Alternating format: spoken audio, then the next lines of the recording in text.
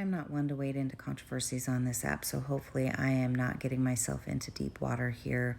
But I've been paying attention to the conversations regarding the cost/value of ebooks, and I do have some thoughts about it that I think might be helpful. Just to be upfront, I am a soon-to-be traditionally published author of 2 different series with 2 different publishers, both coming out the first books are coming out in 2023. So yes, my opinion is clouded by the fact that I am a traditionally published author. But I feel like what is happening in this conversation is that there's some hurt feelings on the side of creators who believe that what Amanda was talking about was the value of what they've created. And I don't think that's what she's talking about. I think she's talking about the value of a product.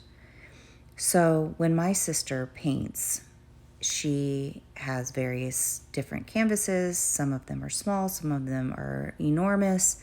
She uses different mediums, and all of those cost physical money to create her art. Her art comes from her heart, from her soul, but there is a tangible cost to what she creates. When she goes to sell a painting versus a print versus a digital copy, all of those costs, all of those prices are going to be different. And that's because everyone knows that what you're getting physically, digitally, is not the same product. And I think that's what Amanda's point was, is that you shouldn't be paying the price of a physical book that you can hold in your hands and put on your bookshelf and pass down to your children or whatever, as a digital copy that could just go away in an instant, or that isn't a tangible product.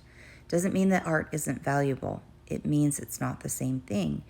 And I'll add that indie publishers who do print on demand have different costs than a traditional publisher with offices and staff and PR companies and who are doing initial print runs. They have different level of financial risk, and therefore the cost of their things are going to be greater, and those things factor in. None of this has anything to do with the value of what you created. And so I think that there's just a little bit of miscommunication happening here.